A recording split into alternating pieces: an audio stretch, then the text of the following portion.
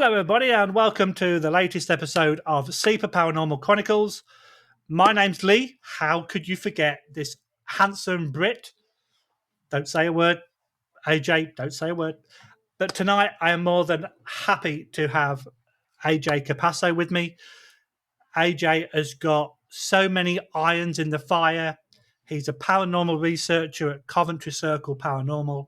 He's the founder and the podcast host of Talking with the Source. He's involved with Parapost Network Central and is a team leader director of Global Ghost Hunt at globalghosthunt.com, if I remember correctly. AJ, Absolutely. welcome. How are you, my friend? Thank you so much for having me. I appreciate you. Thank you so much for the awesome intro. I can't thank you enough for having me on. I look so much forward to talking with you and discussing some of these amazing things that we love in the paranormal. Absolutely. And I'm now out of breath after doing that amazing introduction. It's like, okay, I've got to remember exactly what I've got written down. So it's like, okay, I need to take a breath.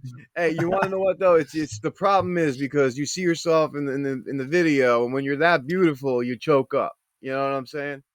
That's what it is. I can understand. There you go. I'm going to keep that as a That's still it. frame. There you go. Okay, AJ. So I always ask people to start at the very beginning. How did you get interested into the paranormal? It's actually it's kind of a crazy story. I was actually a complete non-believer. Thought it was completely a joke. Thought it was fake. Thought all the shows were just a joke. That there was no such thing. Had very little faith because my grandfather in 2001, when I was 12 years old, had passed away from lung cancer, and I just had a fear. I just thought there was going to be a miracle that was going to happen. Being a young kid, being naive, not understanding the situation, how serious lung cancer is. And he passed away right in front of me, and it changed every way that I felt about everything for a long time. And as I got older, I ended up basically I got hurt at work, ended up getting prescribed a bunch of painkillers. Then the opioid epidemic started. The doctor cut me off the opiates, and I started to get really sick. Didn't understand the reason why.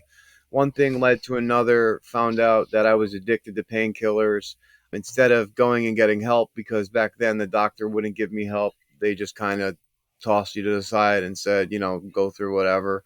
And I kept using, and it got worse and worse. And I started to have overdoses. I overdosed 12 times in 1 year. And on my 12th time that I overdosed, I left my body. I saw myself lying on the ground. I remember walking out into my grandmother's. She had like we would call it like a porch area, but it was like a closed-in porch area. And I'm watching TV, and I'm sitting there about to eat ice cream. And next minute I know I'd fallen asleep, and next minute I know I'm standing or floating. It felt like standing, but as I looked down, I was floating, and I see my body on the ground, and I see two paramedics working on me to giving me CPR. And I'm like, I click in my head like, oh my gosh, like that's me on the ground, but how's that me? I'm standing here, and I couldn't wrap my head around it at first. And then the minute that I would think, say if I wanted to be over the left shoulder of the paramedic, the right shoulder of the right paramedic, in their mind, in their thoughts, everything, I could do all at once simultaneously just by a single thought. And I'd be able to understand and comprehend everything simultaneously from every angle, whatever I wanted to be in the room. After I experienced that, people always ask me, did you see any other spirits? Did you see any other things? During that time, I felt somebody with me. I did not see any other person with me, like a loved one, an angel, nothing along those lines. But I ended up getting sucked into what I would call a tunnel. And in this tunnel, it was like going through hyperspace. It looked like stars were flying by you. But during this tunnel experience, I would get flash images that would show up in my face really quickly. And it was a life review. But the life review is different than what we're taught growing up. The life review wasn't a life review of God judging you or a being judging you for your wrongs. It was you putting on the glasses of somebody else, and you get to see the people that you hurt, but you get to see it, feel it, experience it through their eyes. And that tormentation of that tormented me till after when I ended up coming back, and I'll explain later on. But that was a very hard realization to feel what I felt. One of them that stuck out to me was a girl in fifth grade. Her name was Christine, and she was a bigger girl, and she had a love letter in her pocket. It fell out during class. The teacher picked it up, and the teacher read it out loud, and it was a love letter to me. And I was with all the cool kids, so they all started making fun of me. And I stupidly went and I basically broke this poor girl down by making fun of her. And I'll never forget the way that she felt and what I saw in that review. And then all of a sudden, after the review, it opened up to this beautiful landscape. The best way I can describe this place that I went to was, if you were to go to a Canadian wilderness where no man has touched yet and nature is just beaming, the colors were vibrant. The flowers had colors on it that, like, I I can't even tell you what color it looked like, because I can't. There's no color that can replicate it here on Earth. Like, there was colors I did never even seen before, but everything was so vibrant. There was animals that I've never seen before. One of the animals that I did remember, because I knew of this animal, was a mammoth. I did see a mammoth, which I thought was so amazingly interesting and so amazingly, just awesome to experience. But then, as I'm in this place, and I was only in it for maybe, like, to me, it felt like 10 seconds, 30 seconds, I was approached by this light being. And this light being was so bright, I couldn't look into it. I knew it was a figure of a person, but it was beaming with such light that it was blinding me, and I couldn't look into it. And telepathically, I heard a male's voice say, basically, why are you back here? It's not your time. You need to go back. And right before I had a chance to say anything, I was immediately sucked back down into the tunnel, and the paramedics had hit me with the paddles. And when they hit me with the paddles, I had sat up because I jolted back into my body. And I just started screaming, where am I? Where am I? And they held me down, and they kept telling me, oh, it's because of the drugs. It's because of the drugs. But then I said to them, I said, no. I said, I saw you guys working on me. I said, and this person said this to you, and your response was this. And you were thinking the opposite during that moment. I forget exactly what it was that they were talking about, because it's been so long. This happened in 2014. They just went blank. Their face went completely white. Their mouth dropped. They didn't talk about it. They brought me to the hospital. I didn't mention it again. I ended up ripping everything out. I ended up walking out of the hospital, and I just thought I screwed myself up. I thought maybe it was the drugs, whatever. And I started having experiences, and then that's when I started to believe in the paranormal. And there's me expecting a small story. Yeah. But my God, dude, Yeah. like, now, what makes that even more interesting? I was 13 years as a paramedic in the UK. Wow. So I've been on the other end of being that paramedic. So, you know. So, yeah, but I've never had anybody say what you just said to me. Yeah. But I've had a couple of experiences.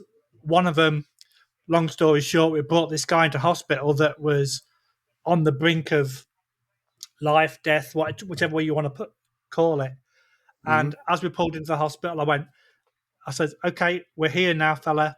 And he'd had his eyes shut the entire time, looks across at me, puts his hand on mine and went like, they're there. Like, everything's okay now. And then he died Wow. like 5 minutes later. Oh my gosh. So it's like, for you to experience that, I was going to try and build up to this because I knew about your background, and I thought, Yeah. oh, I'll go through your other stuff first. But no, we've gone straight in both feet. So Done. so let's Drowned you carry right on. away. Yeah. Yeah, it did. So, okay, that's it. We're done. Bye bye. Yeah. Okay, so when you were having your out of body experience, you've mentioned some of the sensations we're going through, but was it kind of a peaceful or a fearful kind of Oh my gosh. experience? Oh my gosh. Okay, so what it feels like is, it feels like At first, when you're outside the body and you're seeing your body, you're not feeling anything. There's no emotion. There's no nothing. At least I didn't feel any emotion. I was just kind of realizing what was going on. Maybe I was in shock. I don't really know how that works, but I know that the minute that I was started to be carried towards going up into this tunnel, this wrapping of love, this unconditional love, it's a love that I can't even describe. It's like more than what a mother could give a child that's born in her arms. It's more than what a girlfriend can give to a boyfriend during their first kiss or your first love or anything. It just wrapped around me, and I felt so peaceful, so loved, so worthy, so everything that I didn't feel here, everything that I struggle with, my insecurities here, all wiped away. And I just knew that I was loved and that everything was going to be okay. And I actually didn't want to come back because of how good it felt. Just, I wish people like you would not make me lost for words. It's happened a couple of times, and I just go, what am I going to say now? Right, right. But I interviewed a guy a couple of months ago who was on the TV show Project Afterlife, Okay. and he was one of the presenters. But he had a medical background. He was a firefighter paramedic, but then he was also a minister. Wow. So you could kind of get the experience from the medical world and the religious world. Yeah. So has your out of body experience changed your beliefs towards religion, or yeah, how have your beliefs changed since your experience? From what I experienced, basically, I when I tell my experience, I give a really generalized thing to get through the whole thing kind of quickly because there's a lot that I did feel and experience. But from my experience, my near death experience, one thing that I now do and I work with my guides with when I do spirit communication work is I always ask them to present things to me in a scientific way, because one thing that I learned on the other side is that God is not what I was brought up and taught in the Catholic way that I was taught. It is a source of consciousness energy. And the way that it was described to me on the other side when I was over there was, and this was confirmed through spirit box sessions that we did. We did experiments, which I'll explain later to you. But they said it's basically like this: if you take a cup, you fill it with water, and then you put plastic wrap over the top, and that you represent the water as the consciousness energy of what we would call God. You tip the glass over and you poke a small hole inside the plastic wrap, letting out little droplets of water. The little droplets of water are the extension of that source of energy, which is what we are. So the source of energy that is God, that is the conscious energy that makes us who we are, that created this universe, that energy is inside of us. And we don't realize the potential, I believe, what we have inside of us and the power to create, manifest, and do certain things. So my belief has turned not into man-made religion anymore. The first thing that I did do, though, after I got a bunch of brain scans after I had near-death experience, because I didn't know if I had an experience at first or if I was chemically, like they said, it was just drugs. It was a stupid, mishap. So I got a bunch of brain scans, and after a couple of them, they told me that I was fine. I was very lucky because I was without oxygen for a very long time before they got there. So I should have been brain dead. But since that time, I've been leaning more towards a faith that's bigger than a book. Even though I took the time in the beginning to study multiple religions, all the mainstream religions, I still study this day because I believe it's very important to have a basis and a background, a foundation of a faith if you have one. Even if your higher power is a doorknob, it doesn't matter. You know what I mean? But to me, it's just important to have that thing that you know that there's something greater than you. But to me, it's no longer the Bible that I look at and say, this is God.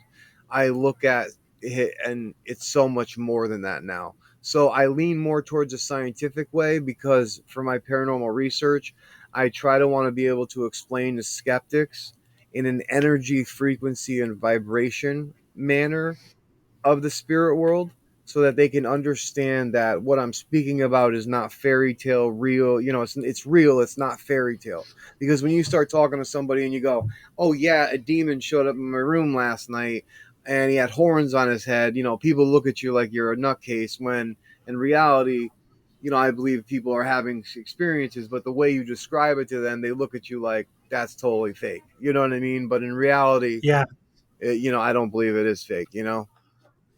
And one thing that I enjoy about this podcast is the amount of different people, like we mentioned when before we came live or we came recorded, but the amount of different stories that each person has. You can have 5 scenarios that encounter the same thing, but each story will still be Yeah. different from the last. So one thing Isn't it that wild? it's absolutely amazing, and that's what I love so much about Yeah. this environment. So being a paramedic, I've obviously shocked quite a few people. Most of them, unfortunately, don't make it because you've got there too late or whatever. But Yeah. I remember one guy. He was lent on his he was laid on his bed. My crewmate was talking to his wife, an old guy, probably in his 70s. And as I got him to, "Oh, dude, can you just roll over so I can examine you?" He went into cardiac arrest. So what was actually quite funny at the time is like my colleague was called Steve, and I went, "Hey, Steve, you got a minute?" He went, "What?" And I went, "Just come here." What? I went, "Yeah, the guy's just arrested on us." And it's like both went, "Well," Yeah, so right.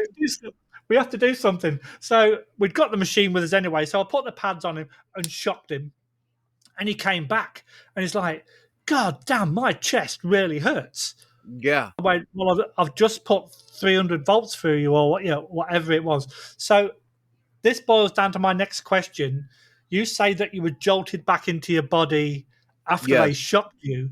Did you feel like chest pain where they shocked I'm you? Yeah. so happy you asked this question. When I got jolted back in my body, it was excruciating. Just my soul going back into my body was excruciating. My chest did hurt though. It was weird that you said that. I never put two and two together till you just said it now. My chest did hurt, but I didn't put two and two together that it had to do with the paddles. But Yeah. when I got forced into my body and I sat up, the pain made me sit up because I was literally, I pulled an Undertaker, in wrestling. I literally just went Yeah. boom and I Yeah. just sat up on Yeah. them. It probably scared them and made them poop their pants, to be honest. But, Oh yeah. you know, Oh yeah. I can relate. I can relate. yeah, right. You guys know. So, but yeah, I mean, it's like when you hit someone with Narcan, they come back and they start ready to fight everybody. I don't know if you've ever witnessed that in Britain when you Oh were a yes. paramedic. Oh Yeah, yes. yeah, you know how it Yeah. is. So yeah, Yeah. What we what we tended to do, which was probably so wrong, we if there was like a rookie cop or a rookie EMT with us, we just go, "Okay, just support the body while we give this injection." no, No, you set them up. no, yeah, 100%. Oh You my don't get god. you don't get many perks in the job, but it's sort of like Yeah, you just hold gotta this get guy them down. in. Yeah, yeah, Yeah, exactly. that's awesome. Yeah. So yeah, so anybody that hears this that I used to work with is going to go, "You bastard!" Yeah, yeah, Like you say right. they did Yeah, that you on bastard. purpose. Yep. Yeah. So how long did it really take you to understand exactly what had happened, and then you come to terms with the fact that what you experienced was an out of body experience? I would say that it took probably after the doctor appointment and scans, it probably took at least 6 months for me to really, accept what was going on. But I also didn't accept the fact of being able to tell anybody about it besides immediate family and stuff like that because I was worried and nervous of what would happen. Like, would a doctor lock me up? Would I be considered a crazy person for saying what I was a little nervous, so I kept it for a long time, and I started doing when I started doing podcasting. That's when I released it and started talking about it. But through the time, as time went on, I started to go, every time I go to sleep, I would have remembrance of that moment and that experience, and certain things would come back to me in a different way, where I would, remember certain things that I didn't remember in the moment. And that freaked me out for a long time, to be honest. But the one thing that really freaked me out was I would start to feel energy in the room. Like I could feel if it was a male or female energy, where in the room it was. And I didn't understand what I was feeling because I couldn't see what I was feeling at first. And then all of a sudden, the activity in our house went through the roof. I mean, pictures coming off the walls. There was a tomato can that flew across the room. It was literally 68 feet. This thing flew across the room. Figure a tomato can, right, is on its side like this, and it can only roll forwards this way or forwards backwards. Well, it flew this way, full tomato Wow. can, okay, 6 to 8 feet in the air, like just straight across. And my uncle had just saw a figure over his shoulder in our basement, so he was running up the kitchen stairs to come to us. My whole family was right there in the kitchen. We all turned, and right before he ran up the stairs, got to the stairs, this tomato can flew so hard it dented the wall. And we were having such experiences going on in the house that it was outrageous. I couldn't believe it. And at first I thought maybe it was me, like my energy, because why am I feeling this? Why am I doing this? But then I did my research, and I looked more into a lot of things, and that's when I started to realize, oh my gosh, this is a spiritual thing that's going on, and I need to talk to more people and all this stuff. And then that's when I gave the paranormal a shot, and I never stopped since. Wow. So like, you've done it again. You've made me lose for words. So stop coming out with really cool stories. It's making me lose my track. So at what point you mentioned that you kept it from a lot of people, but you only started to talk about it once you started doing your podcast.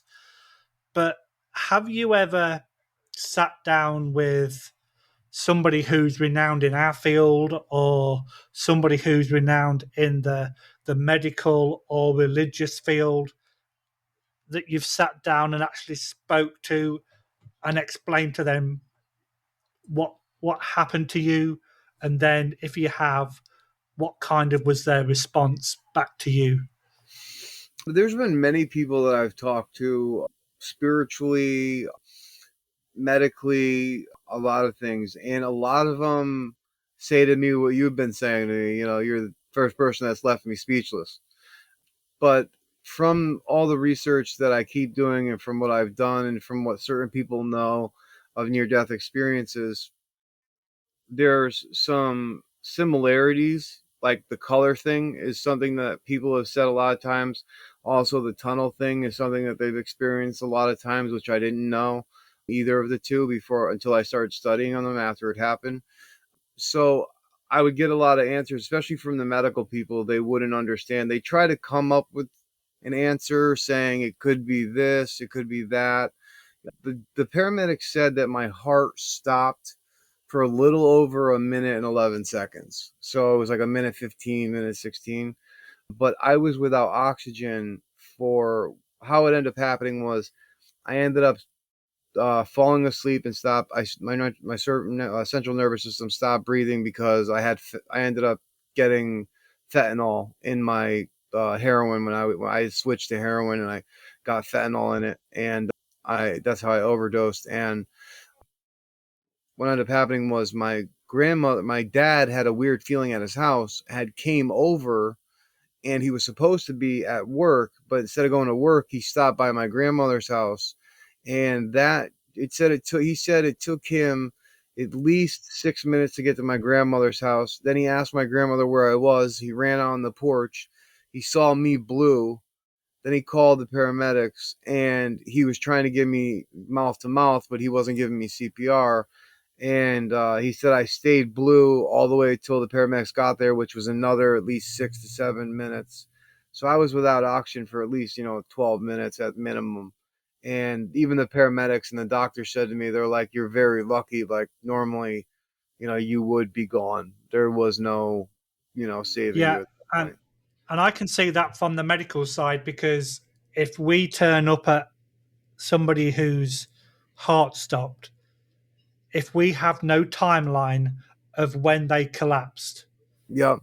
we don't have to start CPR, Yeah. because it could be that it's been an hour. It could be 5 minutes, but depending on the condition of the patient, like if they're still pink, it's been within a matter of minutes. Yeah. But as soon as that oxygen like deteriorates and they start to go blue, if we see that and there's nobody to witness when that person collapsed, you don't literally have to do CPR. You can just go, okay, time of death was approximately this Wow. time.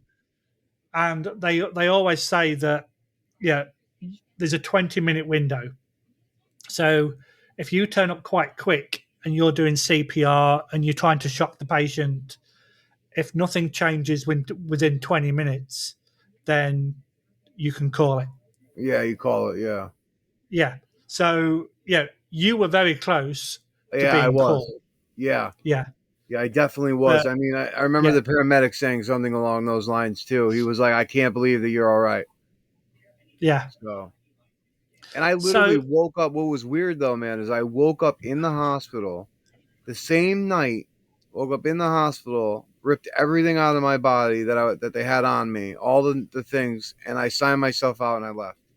And I went back and did exactly what I did that got me there in the first place, because I was so screwed up over what I saw, and I was so deep in my addiction at that point that I went right back and snorted the same amount of stuff that I got me there in the first place, like an idiot. It took me literally, I would say, almost a year. I would say about a year, because this is my 10-year clean without opiates. So this is my well 10th done, my year. friend. I appreciate that. So it's, it took me about a year to really like get it all, understand it, and really, understand that like I really was very, very lucky, not once, but 12 times. So, how did this incident happen where you kind of decided, okay, enough's enough. I've been given a second chance. I'm going to do something with my life. Believe it or not, What kind of tipped? it was my father. Believe it or not, my father was one thing that we used to do back in the day. Me and my father actually we used together when he came back in my life. It's a sad story, but he wasn't proud of it. But we used pills together because he was prescribed painkillers, and I was already addicted at the time, and I was stupid, and we ended up doing them together. But one thing we would do is we would do a painkiller, and then we would sit and we would study.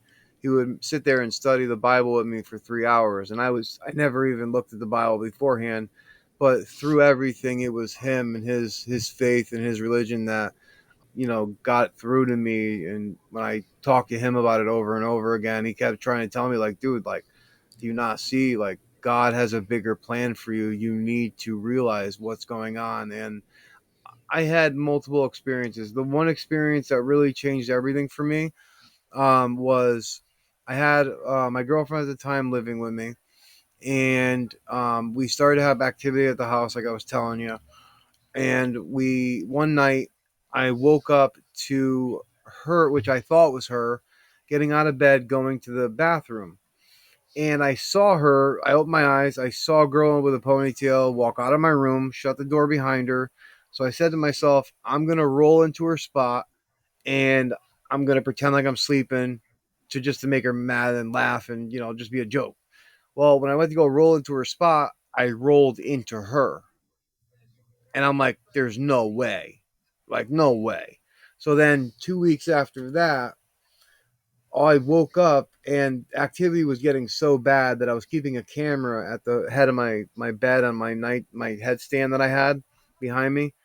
And I had my camera with me, and I woke up. I had fallen asleep for 45 minutes, and I woke up, and my TV that I always kept on and my door that I always kept locked, my door was wide open. My TV was stuck on a blue screen, and there was a girl standing at the foot of my bed, completely solid like me and you, She was in a white, like looked like a white gown that was soaked, and she had wet black hair, and she was just staring at my girlfriend. The energy in the room, Lee, was the biggest static electricity that I've ever felt in my life. I could feel the hair on my big toe all the way up to the top of my head. I mean, through my clothes, all my hairs were standing up. I watched this girl disintegrate. It reminded me of a pile of leaves being taken by a like by the wind or like a leaf blower, just piece by piece Yep. leaving. She disintegrated in front of me. Now, I thought obviously nobody's going to believe me. Everyone's going to think I'm crazy in my family, right? 2 weeks exactly on a Sunday afternoon. I'm an Italian family. We always had Sunday dinners. My whole entire family's over.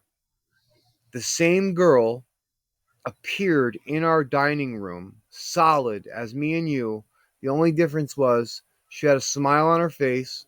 Her hair was done in a Victorian style hair in a bun up top, and she had a beautiful white dress on. And my whole family turned because the energy and everything in the whole room, you could, like I said, you could feel it shift. It was that strong.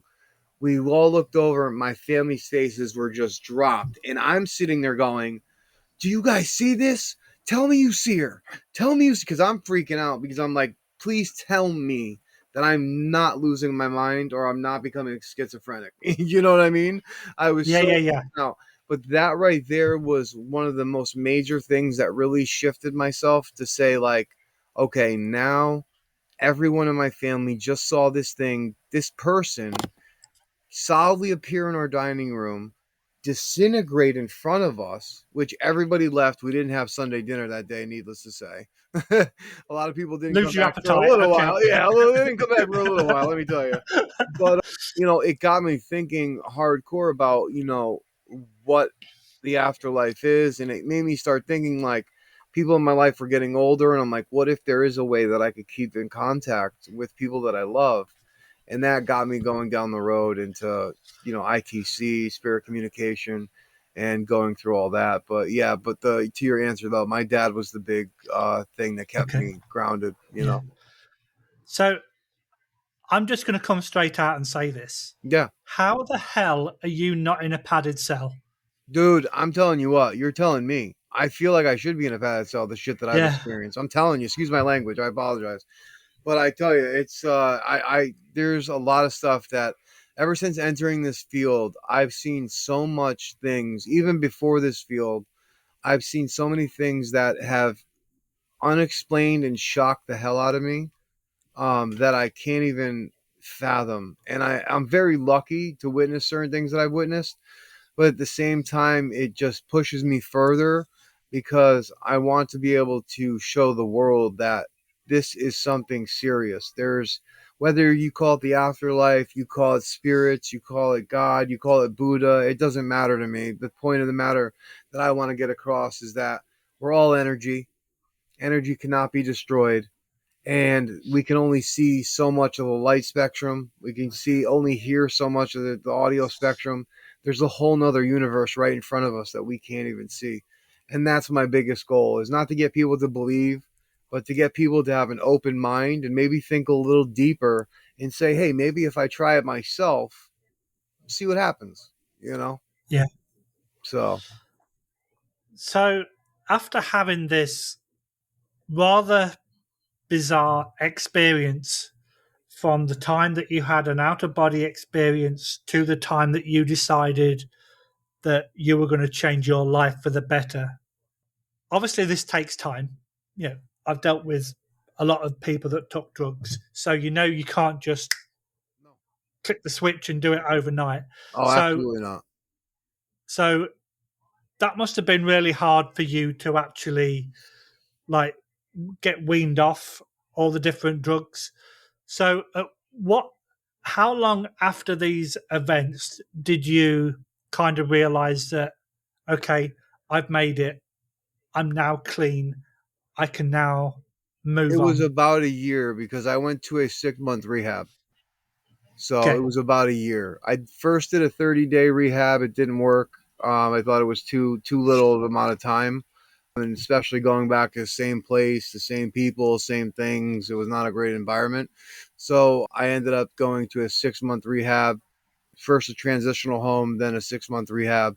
And after the 6 months, certain things they taught me, I felt I was okay enough to realize that if I was to use again, I would be the next one they'd be burying because the Yep. fentanyl is just too much. It's out of hand. You know, it's ridiculous. Okay. So, how long after this 6 months did you decide to do something about it? Because I know that I mentioned at the beginning that you were part of Coventry's Circle Phenomenal Paranormal. Sorry, is that the first part of this extension to the story? Yeah, right CCP. after about the year mark when I decided to get into the paranormal, that was around the time when I started Coventry Circle Paranormal. And the reason why I named it Coventry Circle Paranormal is because my grandmother's house was one Coventry Circle in North Haven, Connecticut. And I used Coventry Circle Paranormal because my experiences had started in this house. And I remember even as a little kid, we were always afraid of something in the house. So it was just, I thought about it and I was like, you know what, I'm going to do my own research. And because at the time I was skeptic of everything, I was skeptic of mediums, I was skeptic of other people trying to say they were had the woos, and then me not trusting them. So I started out alone, and then my uncle joined me, and now it's just me and my girlfriend doing it. So So, how did CCP kind of go? What kind of experiences did you experience that weren't connected to your situation? Because obviously, being a paranormal researcher, you're going to go to various locations. So, what kind of incidents or experiences happened that were not really connected to your personal situation? yeah, well, I got to one be a part of an exorcism. I don't really like to talk about it too much. That one opened my eyes to a darker side of the paranormal that can really be dangerous. It was I'll just tell a very little bit. It was a 9-year old kid, and I watched her physically pick up a table with one hand. It took 5 guys to hold her down. She threw this thing like it was a football, and it was probably what made me start realizing the seriousness of the field. Also, a lot of activity with communication through ITC devices, like the PSP7, even the Portal device they have out to help the audio, and various other methods, even apps, certain thing like that. I've gotten a lot of stuff. I went to Montana State Prison. We did a huge investigation there, just me and a buddy of mine. We got a lot of things from cat balls to anomaly going off. Cat balls going off to anomalies. We had, I've seen shadow people. Oh God, I've seen so many things. One of the things that happened to me during it was I got an attachment. I didn't protect myself one night. And this attachment was an older man, and he basically made me sleepwalk. I've never slept walk my entire life. And when I had this attachment, I felt psychological, like I was getting beat down psychologically every day. It got to the point where I had to reach out to some friends because I felt suicidal. But one night really scared me. I woke up after going to bed. I woke up in my upstairs in my aunt and uncle's room in the pitch darkness, standing at the foot of their bed. He woke me up, freaking out on me, thought that I was messed up or something. And I woke up. I was like, "Oh my God, where am I?" And I went back downstairs. I laid in my bed. I went to sleep. Next minute, I know I wake up and I'm at the end of my driveway, right at the street, with a cigarette in my hand that's lit. And I don't remember ever getting out of bed or doing anything like that. And that terrified me the most. And I literally, there's been so many different things. It's hard to really pinpoint, main things that have happened. I'm still going out now and doing things. So, I've witnessed a lot of different things. Like there's, you name it, I probably have had it happen during an investigation. Nothing like you'd see in movies. I wouldn't say anything along those lines, but the simple things along just communication wise, them setting off devices, intelligently, intelligently having anomalies, intelligently move throughout the room. Shadow figures that are, intelligently moving. You could tell they're not just a shadow. And there's just been a lot of different, activity that I've seen being, doing this research. Wow. So it's in my notes it says that you've been doing CCP for over a decade now. So at what point did you decide that you were going to create a podcast and then put your story out there and then to listen to other people's stories? That's funny that you asked that question because no one's ever asked me this question. And I've talked about it a couple times on my podcast. And it's funny because in 2021, I graduated. Actually, no, I'm sorry, 2020, I believe it was. I graduated broadcasting school. And my midterm for my audio was for radio, and it was a podcast. And we ended up doing a sports type podcast, but I wanted to do paranormal. So they made me obviously look up paranormal stuff about sports. So I did this whole thing. I brought equipment out. I said, this is what I would use to register this. And I would talk very scientifically. And my teacher was so impressed with me. He had a company that sponsored podcasts and stuff. And he goes, hey, do you have a podcast? And I'm like, what's a podcast? And he goes, listen, it's this. He goes, I'll help you make a podcast and I'll put it on my business and I'll get you guys downloads and I'll help promote your stuff. Why don't you do something like, when you guys, all your locations you go to, why don't you do a podcast reviewing the locations? So I contacted him after I got out of school because he told me to, and the guy never got back to me. Now, he helped everyone else in my classroom start a podcast, put them on his business except me. Now, there was only 4 other people in my classroom. So it's not like he was so busy, you know what I mean? So Yeah. I got so Yeah. mad that I was like, you know what? Screw him. He actually is a subscriber on my Coventry Circle Paranormal YouTube. So I'm going to make a Coventry Circle Paranormal podcast and I'm going to do it live and I'm going to have teams on. I'm going to do my own podcast and I'm going to tell him, screw it. I don't need you. I could do it on my own.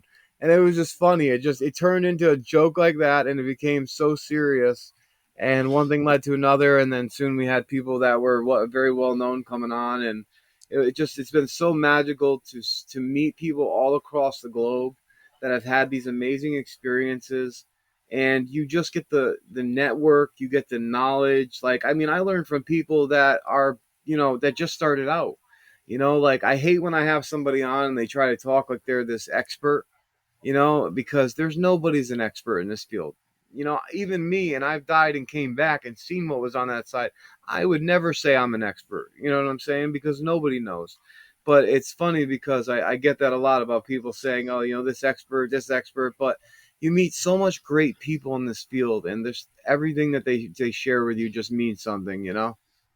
Yeah. And it's really interesting because my podcast has only been going since February, and yeah, I always like to start things big. So it's like I'm not going to just start with interviewing my buddy or interview. I'm just going to go to whoever Hell yeah. and and reaching out to people. And when people go, "Oh, sure, I would love to," you kind of go, "Whoa, hang on a minute, yeah, Yeah. Yep. am I in too deep?"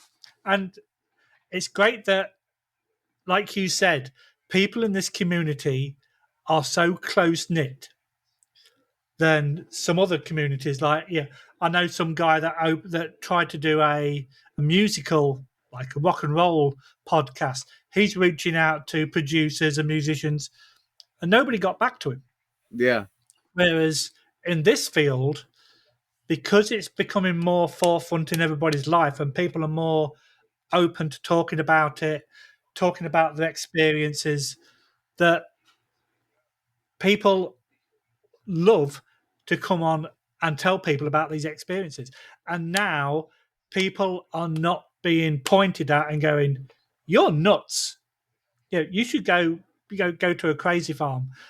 You're not treated like that anymore. You're treated like, "Oh wow, tell me more." Yeah. You're And absolutely right. and You're absolutely yeah, right. and the fact that you've been doing talking with the source for six years, is that Yeah, correct? I Then? believe it's 6 years this year. Yep. So yeah, you must have experienced some really amazing people, and so, like you said, and some really amazing stories. So, are there any? Amazing. Pick one. Pick one of the stories that stands out to you the most. My gosh. Oh, now you put me on the spot. I know I'm good at doing that. Oh, that was a good one. That was a good question. I'm trying to think. Dang, what can I think of? Oh, actually, you know what? I'll tell you one that was really cool that happened, and I have it on the YouTube. We had Patty Negri on. Whoever doesn't know about Patty Negri, she's called Hollywood's Good Witch. She has been on everything from America's Got Talent to Gordon Ramsay's chef show, and she is an amazing person. She's a white witch, and she always works for Ghost Adventures a lot, and obviously other paranormal people that are well known in the field.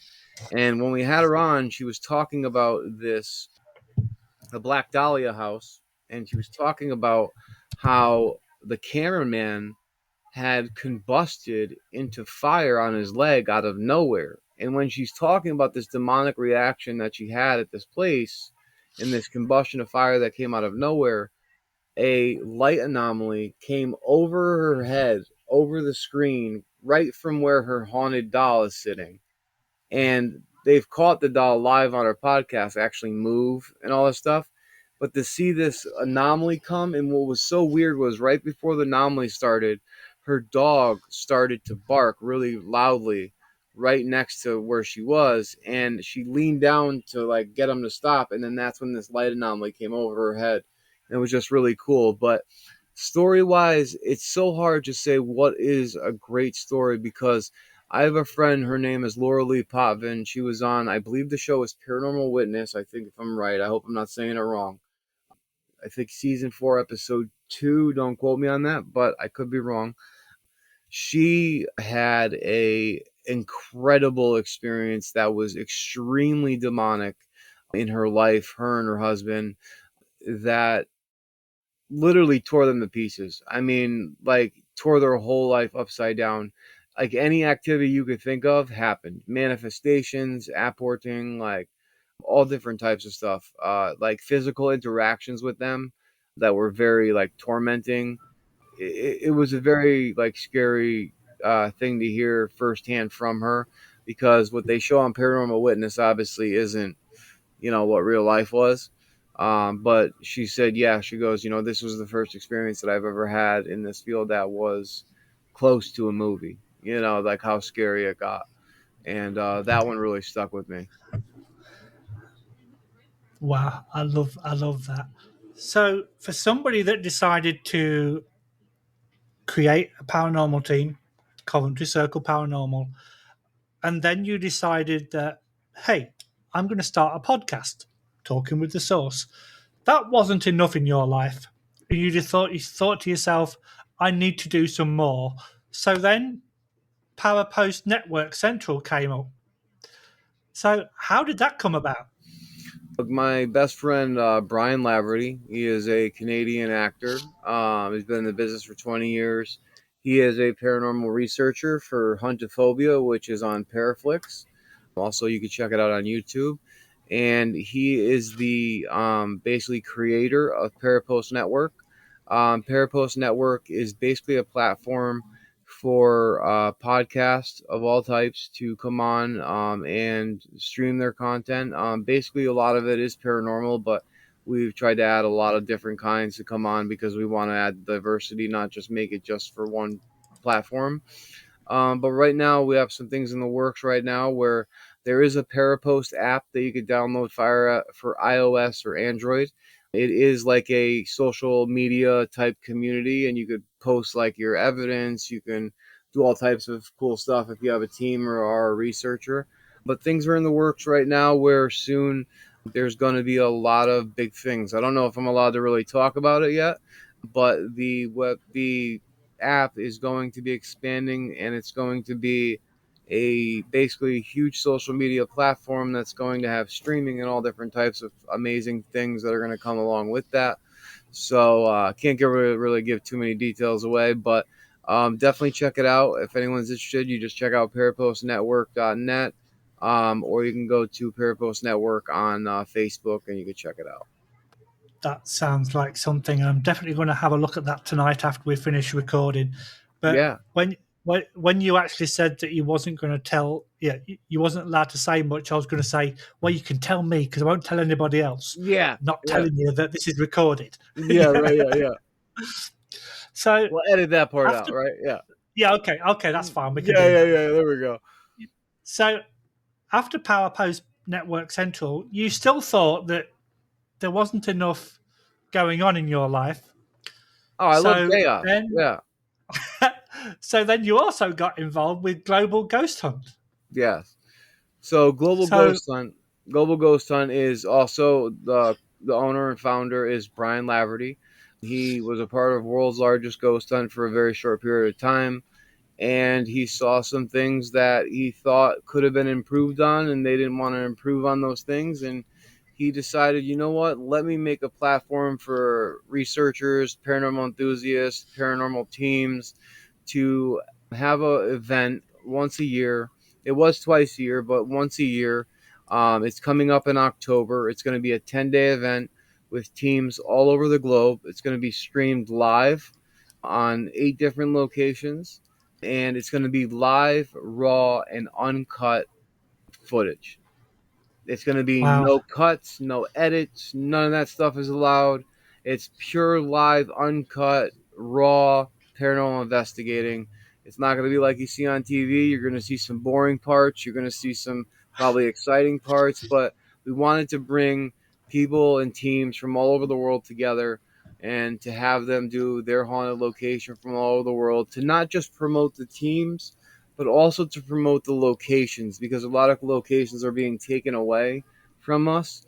They're being demolished or they're being, turned into something else. And, we really need to protect that. So at Global Ghost Hunt, one of our biggest things is protecting the locations, helping them, giving back to them. And anyone can join. It's absolutely free to be a part of this. And we have some great sponsors from Deluxe Supplements, who's giving out an amazing thing this year for being a part of Global Ghost Hunt to anyone who wins, and it's over $300 worth of stuff. And we have Parapost that it is brought to you by, and we also have healthempoweryou.net that is also sponsoring it, and maybe a couple more in the works. Not too sure yet, but we're happy about it. We're excited. So just check it out at globalghosthunt.com for more information. do you actually think that you're busy enough right now, or do you want something else to do as well? Oh, what do you got from me? I'm totally down. Well, I wasn't quite sure if that was enough to keep anybody busy. So yeah, we've got. I'm sure I can find you something. I'll have to hunt around and see what I can find for you to do. Well, see, my girlfriend says if I don't stay busy 24/7, I get myself in trouble. So I have no choice. I can fully understand that. Right? Yeah, there So you go. So apart from what we've all mentioned, is there anything else in the pipeline for AJ Capasso? At the moment, no. Right now, like I was telling you in back, we just had a litter of 9 puppies. So right now, our focus is on that right at the moment, and hopefully getting them good homes in 8 weeks. And other than that, just getting ready for Global Ghost Hunt, helping all the teams that are involved, getting ready, and just going from there, and getting ready for our investigation as well for Global Ghost Hunt. So it's going to be a busy fall. So definitely check it out. Oh, I like I say, as soon as we've finished, I'm going to be like on the computer. Well, I'm already on the computer, but I'm going to be looking at these. And if we can contribute in any way, our team in Ottawa, I'll definitely reach out to you and we'll get Yeah, some more information. Brian's actually from Ontario, I believe it is. Oh, okay. Yeah, I Yeah. believe he's So from, or it's yes. no, Toronto. I'm sorry, Toronto. Well, that's I think Ontario, Toronto. so we're okay. Oh, Ontario, it is Ontario. Oh, okay, okay. Yeah. So even though we're the capital of Canada in Ottawa, Toronto is deemed the center of the universe. You can Oh, ask him okay. that next time you see him. Oh, okay, cool. I haven't Yeah. got a chance to come up there. I got to come up there sometime for sure. Oh yeah, we'd love to have you. We'll get you involved for sure. Cool. AJ, it's been an absolute pleasure. There's been some amazing mouth dropping experiences and some stories. I can't believe, yeah, some of the stuff that you've experienced is like, wow. And the fact that you are, well, let's mention it again, 10 years clean. Love to you, Thank my you, my friend. friend. Yeah, it's Thank you. absolutely solid. Please keep up your good work. Please keep up all that you do. I think it's time to go and take those puppies out for a walk. So you'll be getting pulled from side to side. But AJ, I absolutely thank you for your time. It's been an absolute pleasure talking to you, and I've learned so much from you tonight. And I thank you, sir. No, please. Thank you so much, Lee, for having me on. Honestly, I so happy that I was able to get the computer and have this happen because I've been dying to come on and speak with you. What you're doing, man, is absolutely amazing. Keep up this amazing work. Keep pushing. Keep aiming for the highest that you are, man, because your podcast is going to go off. It's gonna explode. I can see it. And just keep marketing, man. Keep doing it because I love what you're doing. I love your personality. Everything that you give to your show is absolutely amazing. And to the people that watch it, keep up the great work, my friend. And thank you. It was such a blessing to be on with you, man, and talk to you. So, but I'll talk to you in a few for sure. Well, absolutely. Again, thanks very much, and have a great rest of the evening. Thank you so much. Take care, Take my care, friend. guys. Okay. Bye bye.